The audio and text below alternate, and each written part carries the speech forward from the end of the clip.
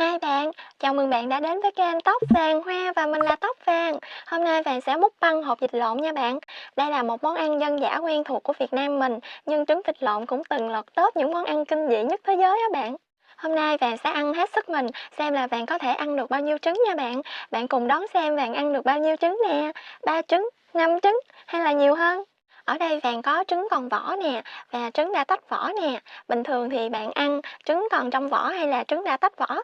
Comment ở bên dưới cho Vàng biết với nha. Trước khi ăn thì Vàng sẽ uống nước nha. Hôm nay Vàng sẽ uống trà dưỡng nhan đông trùng hạ thảo của quê Việt nè. Trà này có thành phần là đông trùng hạ thảo, long nhãn, kỷ tử, táo đỏ, hoa atiso đỏ và hạt chia. Khi uống, chúng ta chỉ cần cho một gói như vậy vào 300ml nước đun sôi trong vòng 1 phút nha bạn. Hoặc là bạn cũng có thể ngâm trong nước ấm 80 độ C từ 10 đến 15 phút cũng được nè. Bây giờ Vàng sẽ thưởng thức trà nha.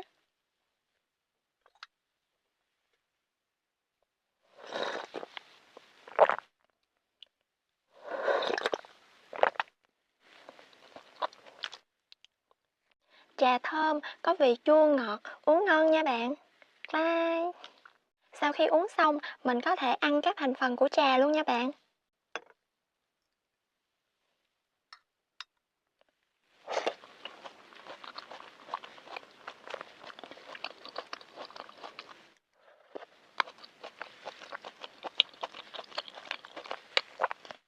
Trà này cái tên nói lên công dụng rồi nha bạn, lại có đông trùng hạ thảo là thành phần quý, nên chúng ta phải tận dụng hết không bỏ phí nè. Ok, bây giờ chúng ta thưởng thức trứng vịt lộn thôi. Mời bạn xem, Tóc Vàng ăn ăn.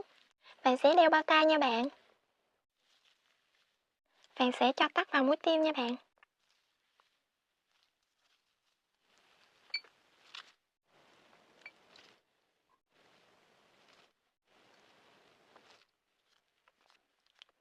Bạn sẽ ăn trứng có vỏ trước nha bạn.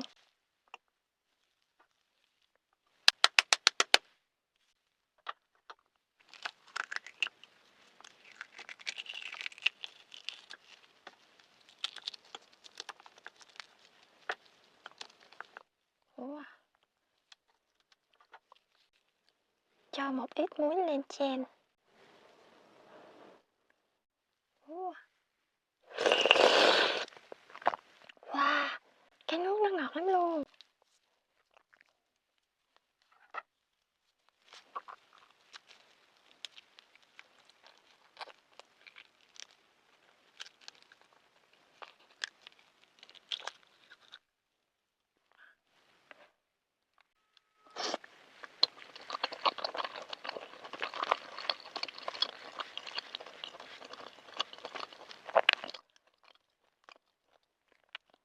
Cái phần vàng vàng này bạn, nó béo lắm luôn.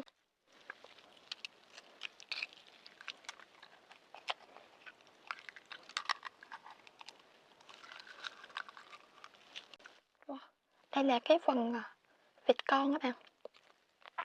Cái này là Vàng mua trứng lộn vịt con còn nhỏ bạn.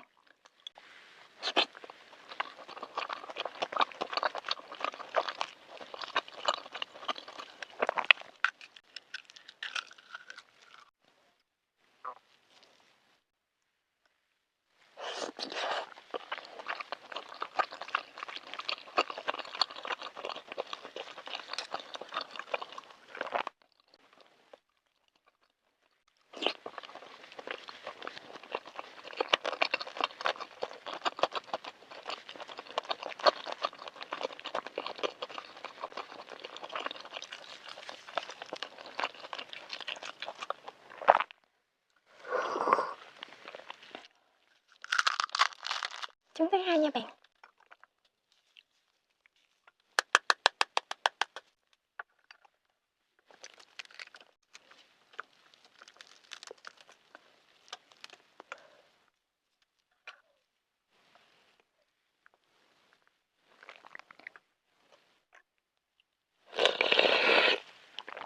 Wow. Cái trứng vịt lộn này á, khi mà luộc lên á là Vàng luộc hoàn toàn với nước dừa luôn, nên nó rất là ngọt bạn.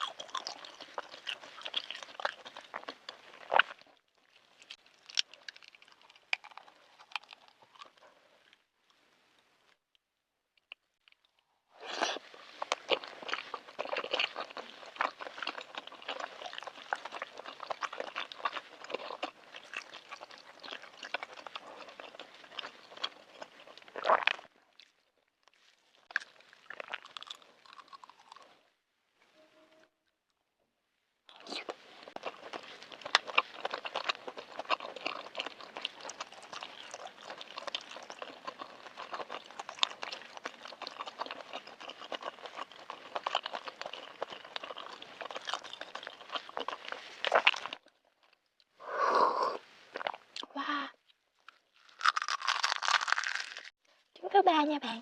Cái trứng này đầu to và đầu nhỏ nó gần bằng nhau luôn bạn. Có lẽ ở đây.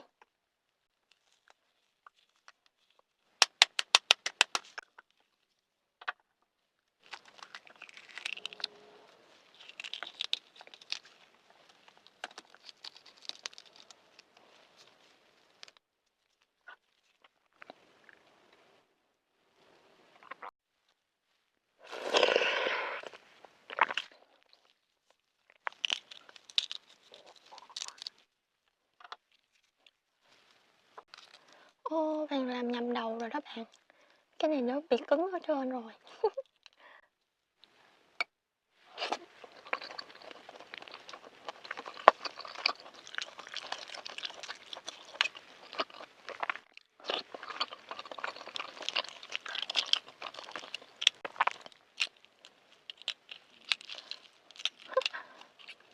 Cái phần cứng nó ở trên nên mình rất là khó lấy ra bạn.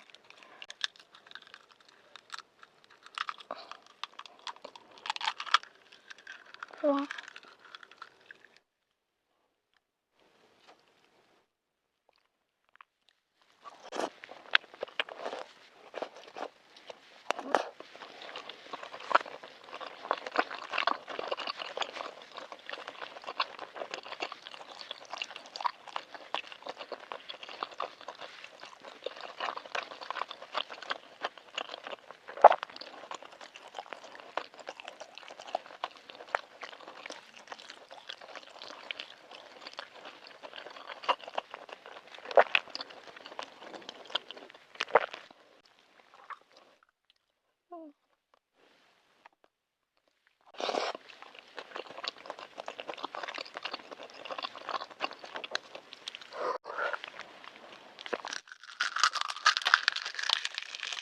Bây giờ bạn sẽ đập trứng vào trong chén để ăn nha bạn.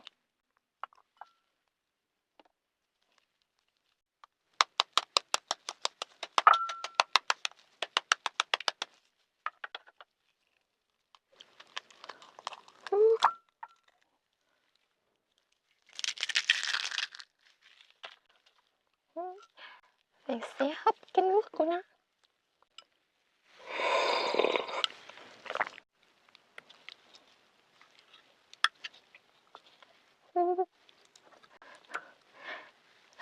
Ăn cái này thì mình sẽ thấy được cái phần con vịt con đó bạn.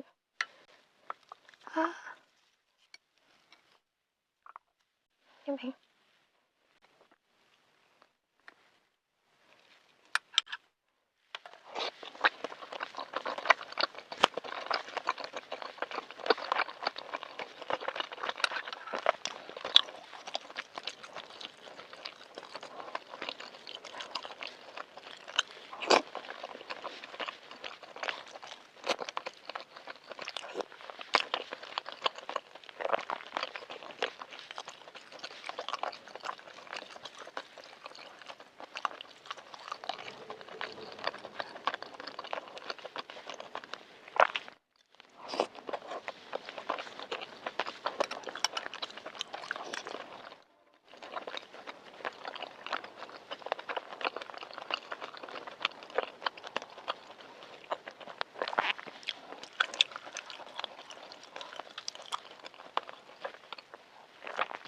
Bình thường mà ăn đập ra như vậy á là bạn sẽ ăn trứng lộn xào me á bạn. Nó có một cái lớp sốt á nên mình không có nhìn thấy trực tiếp được cái con vịt con á. Còn bây giờ là mình nhìn trực tiếp luôn, cảm giác nó hơi lạ bạn. Thì sẽ có một trứng nữa nha.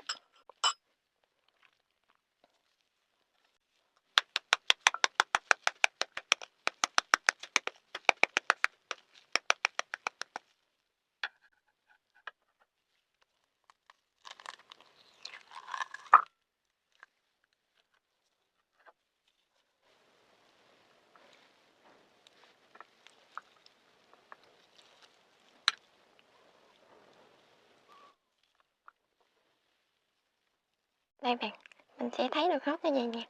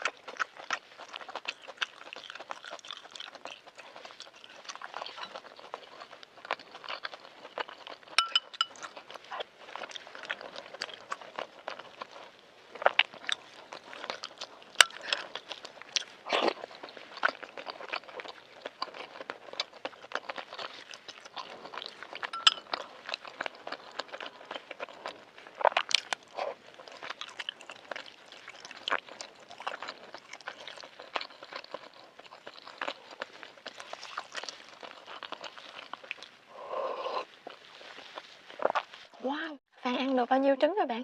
4 trứng phải hông? Bây giờ bạn sẽ ăn 1 trứng nữa, nhưng mà bạn ăn ở trong mà còn vỏ nha bạn. Đây.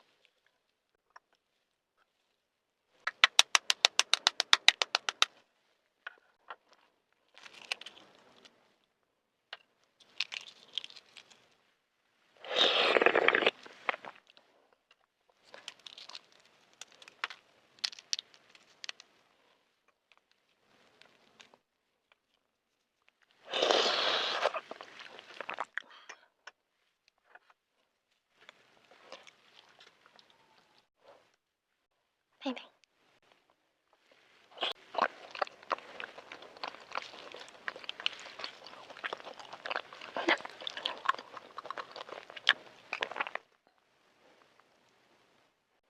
Bạn thích cảm giác ăn, trứng vịt còn vỏ hơn á bạn.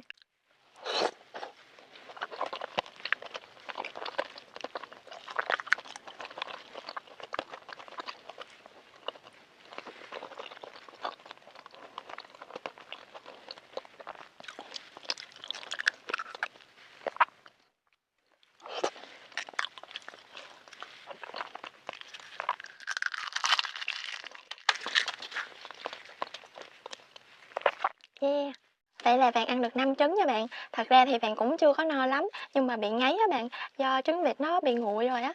Bạn có gắn link trà dưỡng nhan đông trùng hạ thảo của quê Việt ở phần comment cho bạn nào muốn mua uống thử nha.